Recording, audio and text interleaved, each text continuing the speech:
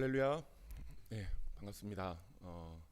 날씨가 참 너무 좋죠. 예. 그 좋은 날씨를 많이 이렇게 막 누리면서 살지는 못하는데요.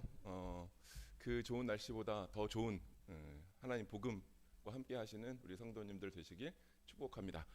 어, 오늘은 방금 말씀하셨던 것처럼 요한복음 6장 후반부에 있는 말씀 가지고 너희도 가려느냐라는 제목으로 함께 말씀을 나누고자 합니다. 제가 여기 천안으로 오기 전에 수원에 좀 오래 살았거든요. 그 수원에 살던 아파트 단지가 굉장히 큰 아파트 단지였거든요. 그래서 이제 거기 이사 가자마자 산책을 이게 좀 다닐 때였어요. 그 아파트 단지를 이제 여기저기 좀 알아보려고 쭉 산책을 하던 중에 참 재밌는 교회를 봤어요. 어떤 교회였냐면 그 아파트 단지 우리 좋은 교회처럼 아파트 단지를 큰 단지니까 그 한쪽에 교회 부지, 종교 부지가 있었겠지요. 그 종교 부지에 있는 교회인데 교회가 아마도 생각해 보건데 종교 부지를 딱 반을 나눠서 두 교회가 같이 이렇게 딱 붙어 있더라고요. 정말 교회가 뭐 길을 하나 두고 지은 것도 아니고 두 교회 간격이 1m가 되지 않도록 딱 붙어 있는 교회예요.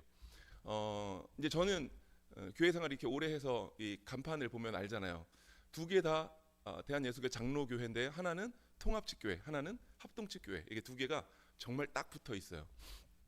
그걸 이렇게 보면서 참 교회도 이렇게 지어놓으면 세상 사람들로부터 좋지 않은 소리를 듣겠구나. 뭐 이 생각도 좀 들기도 하고요. 한편으로는 그 두 교회의 교세가 얼마나 되는지는 잘 모르지만 목사님이든 그 교회에 있는 성도님들이든 두 교회가 굉장히 큰 경쟁 관계에 있겠구나 이 생각이 좀 들더라고요. 그러면서 이렇게 보는데 아마도 통합측 교회였던 것 같아요. 그 교회 입구 앞에 크게 저는 그걸 전도 문구라고는 하고 싶지 않고요. 그 교회의 홍보 문구가 적혀 있더라고요. 우리 교회에 오시면 점점점 해서 1번부터 10번 정도까지 되는 게 쫙 써 있어요. 우리 교회에 오시면 한번 기대해 보세요. 어떤 것들이었는지.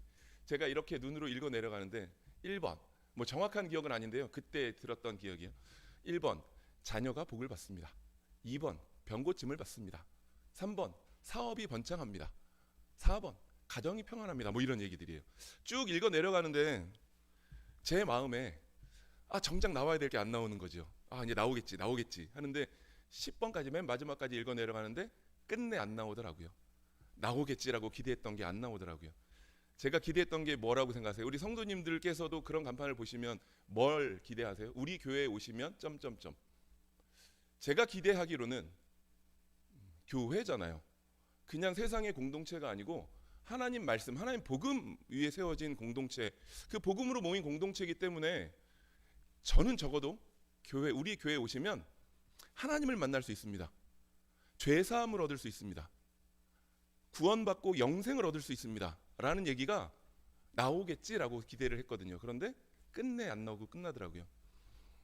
어떤 분들은 이제 그런 상황을 보면서 그래도 믿지 않는 사람들, 불신자들을 교회로 불러 모으기 위해선 이제 그런 문구들, 사람들이 좋아할 만한 문구들을 적어두고 교회로 왔을 때 그들에게 하나님의 복음을 전하면 되잖아라고 하시는 분들도 계시겠죠. 그런데 적어도 저는 하나님 우리 그리스도의 피로 사신 그리스도의 몸된 이 교회라면 세상 사람들이 알아듣지 못하더라도 하나님 복음에 대한 선포가 분명히 있어야 교회의 정체성이 되지 않을까라는 생각을 가지고 있거든요.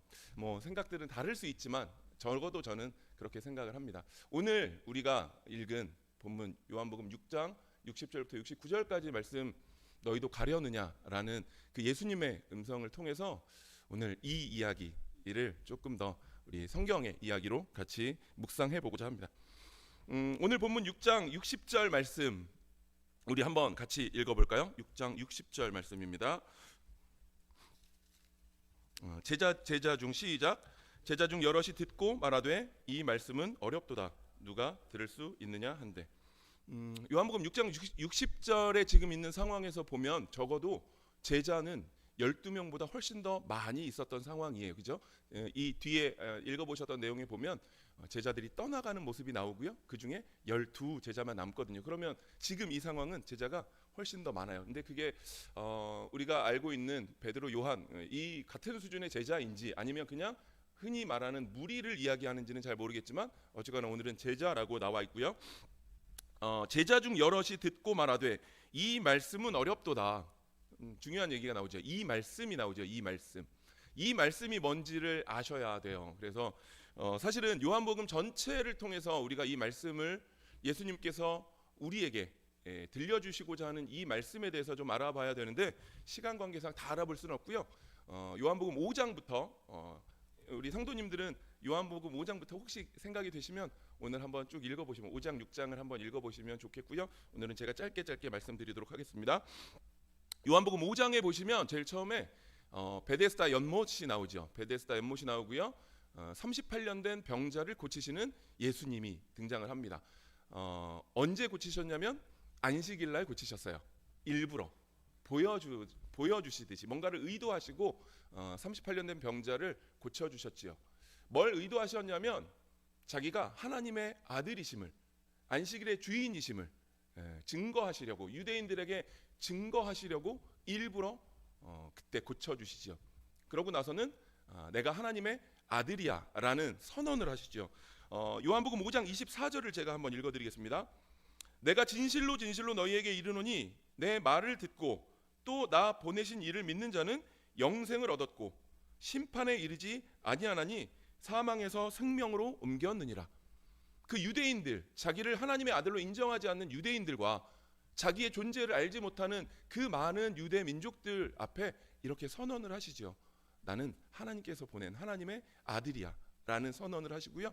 너희들을 심판에 이르지 않게 하기 위해서, 다른 말로 하면 너희를 구원에 이르게 하기 위해서 이 땅에 온 하나님의 아들이야 라는 선언을 하시죠. 그 후에 이제 6장이 나오는데요. 6장은 잘 아시는 것처럼 오병이어의 표적을 행하시죠. 오병이어의 표적도 그냥 예수님께서 갑작스럽게 배고픈 무리들을 위해서 행하신 기적이 아니고요. 그것 또한 하나님의 아들이신 예수님께서 그 무리들에게 나는 하늘로부터 온 생명의 떡이야. 이 떡을 먹고 영원한 생명을 얻어라 라는 말씀을 하시기 위해서 의도를 가지고 표적을 행하시죠. 14절에 보면요. 요한복음 6장 14절 눈으로 한번 좀 보시면 오병이어의 기적을 통해서 배부름을 경험한 그 많은 무리들이 없었던 떡이 생겼잖아요. 예수님에 의해서 생겼잖아요. 기적을 눈으로 본 사람들이잖아요. 그러니까 그 사람들이 예수님을 쫓아요. 그런데 예수님이 하나님의 아들이심을 알고 쫓은 게 아니고요. 자기들의 배고픔, 굶주림을 해결해 줄 수 있는 사람. 여기는 이제 선지자라고 표현이 되어 있기는 한데 그 예수님을, 선지자라고 생각됐던 예수님, 자기들과는 뭔가 좀 차원이 다른 그 우리를 배부르게 할 수 있는 예수님을 쫓고, 그 예수님을 쫓기 위해서 예수님을 억지로 붙들어 두려는 그 무리들을 보게 되죠. 그 무리들을 피해서 예수님은 아셨어요. 자기가 하나님의 아들임을 알고 쫓는 무리가 아님을 아시고 예수님은 피해서 산으로 올라가시죠. 그 무리들은 예수님을 찾기 위해서요. 그 다음 날까지 예수님을 막 찾아 헤매면서 배를 타고 바다를 건너, 그 갈릴리 호수 바다를 건너가기까지 하면서 예수님을 찾는 모습이 나오죠. 그들에게, 그래서 그 다음 날 예수님을 딱 맞닥뜨리거든요. 그 무리들에게 예수님께서 오늘 6장 26절에 이렇게 말씀하십니다. 내가 진실로 너희에게 이르노니 너희가 나를 찾는 것은 표적을 본 까닭이 아니요 떡을 먹고 배부른 까닭이로다 라고 하시면서 오병이어의 기적에 대해서 그 이후에 요한복음 6장 22절부터 59절까지 오늘 우리가 읽은 그 말씀 바로 전까지 본인께서 행하셨던 오병이어 기적에 대한 설교를 해주세요. 이게 어떤 의미였어? 라는 이야기들을 쭉 길게 해주시거든요. 6장 51절 말씀 한번 눈으로 보시겠어요? 제가 한번 읽어드리겠습니다. 6장 51절입니다. 나는 하늘에서 내려온 살아있는 떡이니 사람이 이 떡을 먹으면 영생하리라. 내가 줄 떡은 곧 세상의 생명을 위한 내 살이니라 라고 하시면서 자신의 구원 사역을 내보이시죠. 밝히시죠. 요한복음 6장 22절부터 59절까지의 말씀을 제가 요약을 좀 해드리면, 첫 번째로 예수님께서 나는 하늘에서 내려왔다라는 사실을 밝히시죠. 다른 말로 하면 하나님의 아들이다예요. 두 번째는요, 나를 먹는 자는 내가 죽으면 너희에게 영생이 있을 거야. 자신의 죽음과 우리들의 구원을 연결시켜서 설명을 해주시고요. 마지막 세 번째는 내 살과 내 피를 먹는 자는 영원히 살 거야 라는 이야기를 하신다고요. 우리 여기 계신 우리 장로님, 권사님, 집사님들은 지금 이 말씀을 들으면 무슨 의미인지 아시잖아요. 우리는 성경을 통해서 하나님 말씀을 통해서 예수님의 존재에 대한 고백도 있기 때문에 우리는 무슨 이야기인지 알지요. 그런데 그 당시 사람들을 한번 생각해 보시겠어요? 그 당시 사람들은 예수님의 존재 자체를 모르는 상태로 오병이어의 기적, 병든 자를 고치는 기적, 또 저 앞에 물로 포도주를 만드는 기적, 이런 기적들만 봤던 그 이스라엘 백성들, 유대 민족들을 한번 생각해 보시자고요.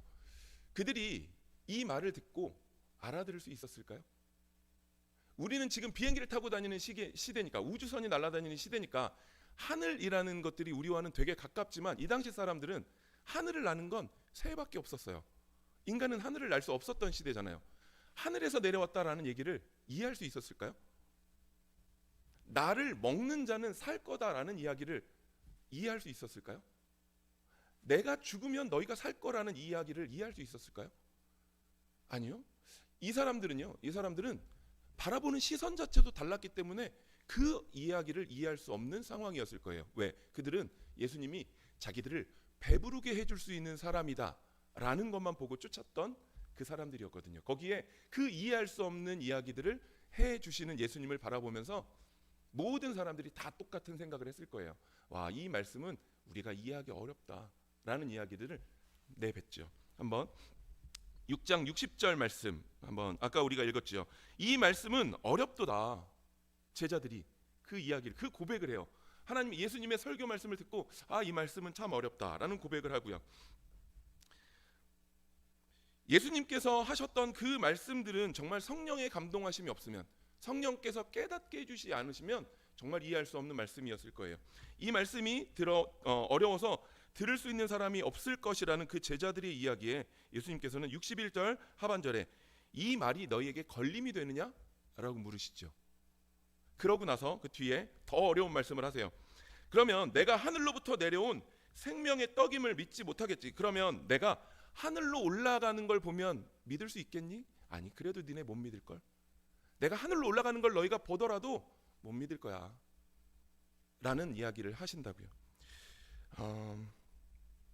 그러고 나서 그렇게 설교 말씀을 하시고 나서 66절에 이제 벌어진 상황을 한번 보시면 좋겠습니다. 그때부터 그의 제자 중에서 많은 사람들이 떠나가고 다시는 그와, 즉 예수님과 함께 다니지 아니하는 일이 나타나죠.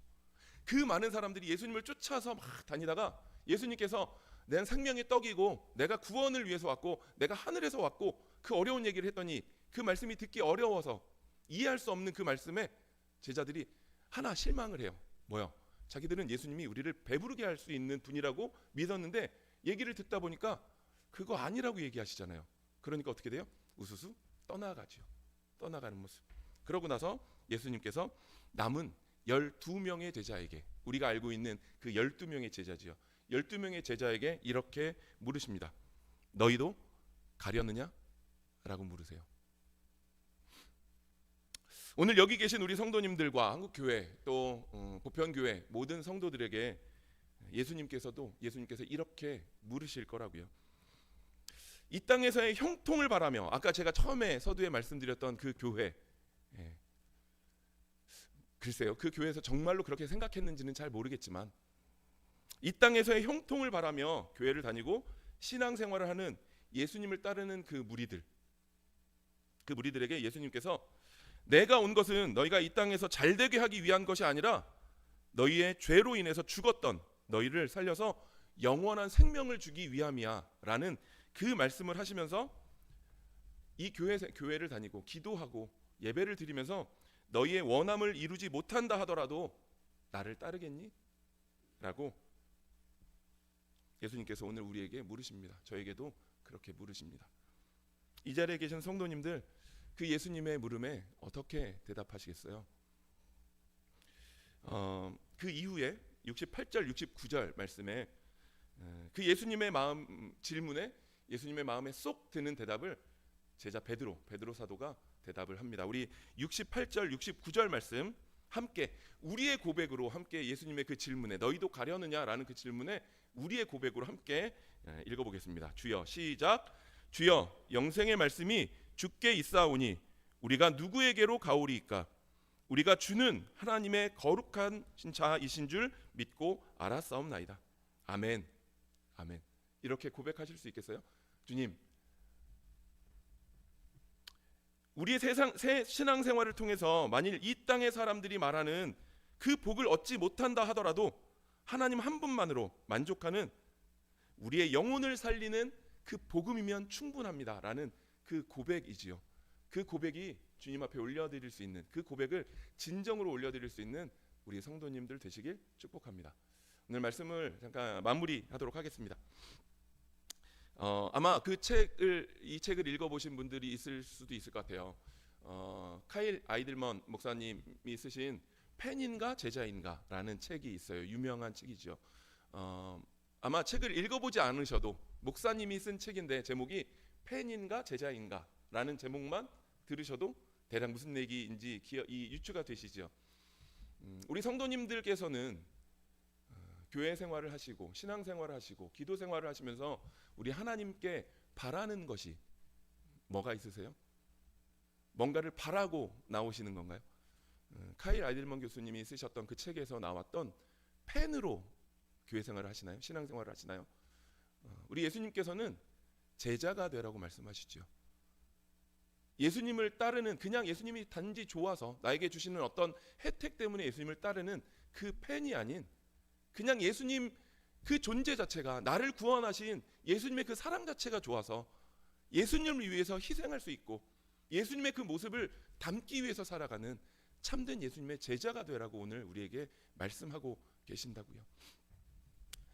지난 2월부터 4월 마지막 주까지 토요일 날 새벽 기도를 통하여서 주님이 가르쳐 주신 기도, 마태복음 6장에 있는 주님이 가르쳐 주신 기도에 대해서 함께 말씀을 묵상하면서 저는 개인적으로 너무 감사했어요. 기도에 대해, 제 신앙에 대해서 다시 한번 말씀 묵상하면서 준비하면서 깊이 하나님께서 은혜도 주셨고 또 그로 인하여서 제 기도도 변했고 바뀌었고 제 신앙생활도 더 하나님께 더 깊이 나갈 수 있는 시간이었던 것 같아서 너무 개인적으로는 감사한데요. 저만 사실은 느끼면 안 되고요. 우리 여기 같이 그 말씀을 묵상하셨던 우리 성도님들도 동일한 그런 변화가 있기를 소망합니다.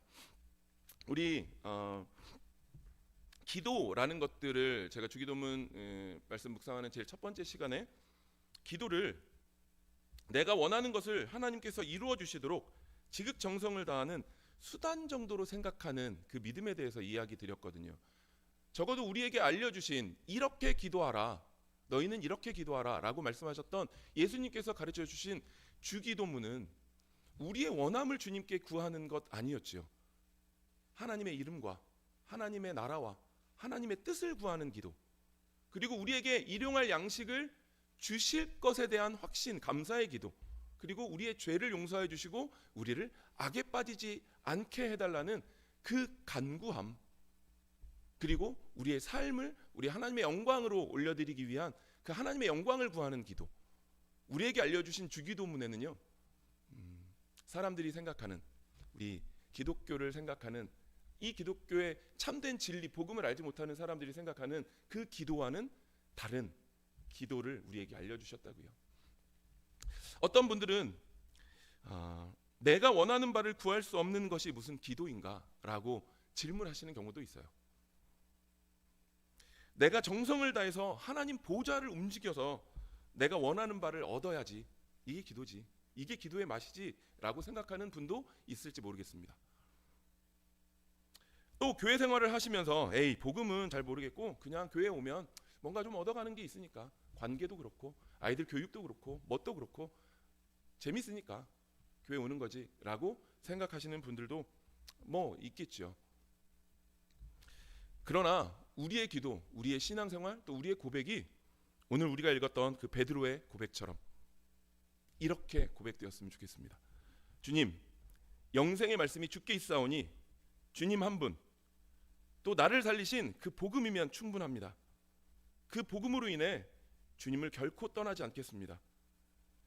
이 땅에 살아가는 나의 삶이 건강하든 그렇지 않든, 일이 잘 되건 그렇지 않건, 뭐 어떤 모양이어도 주님 좋습니다.